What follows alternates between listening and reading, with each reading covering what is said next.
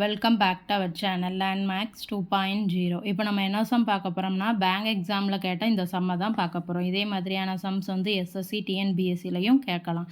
என்ன கொடுத்துருக்காங்க, தொடர்ச்சியான 5 எண்களின் சராசரி 48ன்னு கொடுத்துட்டு எனில் முதல் மற்றும் 5வது எண்ணின் பெருக்கற்பலன் என்ன அப்படின்னு கேட்டிருக்காங்க. அதாவது 5 எண்கள் இருக்குது, அதுவும் தொடர்ச்சியாக இருக்குது. அதனுடைய சராசரியை கொடுத்துட்டு அதில் இருக்கக்கூடிய முதல் எண்ணையும் 5வது எண்ணையும் பெருக்குனா மல்டிப்ளை பண்ணால் என்ன கிடைக்கும் அப்படின்னு கேட்டிருக்காங்க. நான் முதல் எண்ணை வந்து எக்ஸ்ன்னு வச்சுக்கிறேன். அப்போ இது தொடர்ச்சியாக தானே இருக்கணும். அப்போ அடுத்த எண் என்னவாக இருக்கும், x+1, அதுக்கப்புறம் x+2, அதுக்கப்புறம் இப்போ x+3, 4 எண்கள் வந்திருக்கா. ஸோ அப்போ அடுத்த 5வது எண், கடைசி எண் வந்து x+4.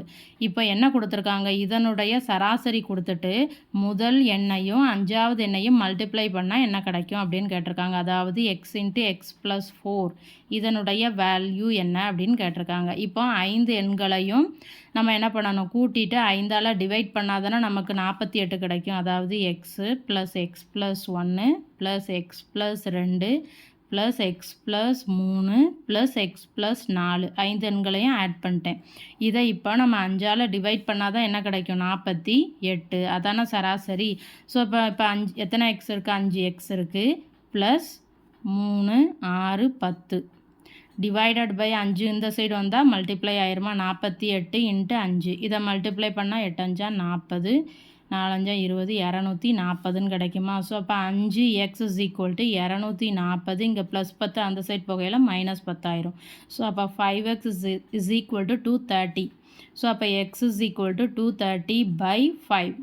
ஸோ இதை இப்போ நம்ம அடிக்கலாமா, 4 5 20, 6ன்னு கிடைக்குமா. ஸோ அப்போ எக்ஸினுடைய வேல்யூ வந்து 46.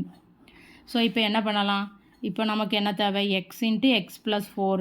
அப்போ x+4 என்னன்னு ஆகும், 46 + 4 50. ஸோ அப்போ முதல் எண்ணையும் கண்டுபிடிச்சிட்டோம், 5வது எண்ணையும் கண்டுபிடிச்சிட்டோம். இப்போ இந்த ரெண்டத்தையும் மல்டிப்ளை பண்ணால் நமக்கான ஆன்சர் கிடச்சிரும்.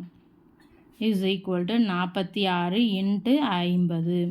அப்போ என்ன பண்ணலாம், ஒரு 0 சேர்த்துக்கலாமா, 6 5 30, மிச்சம் 3. அப்போ முதல் எண்ணையும் 5வது எண்ணையும் மல்டிப்ளை பண்ணால் நமக்கு என்ன கிடச்சிருக்கு, 2300. ஸோ இதுதான் அவங்க கேட்டிருக்காங்க. தேங்க்யூ.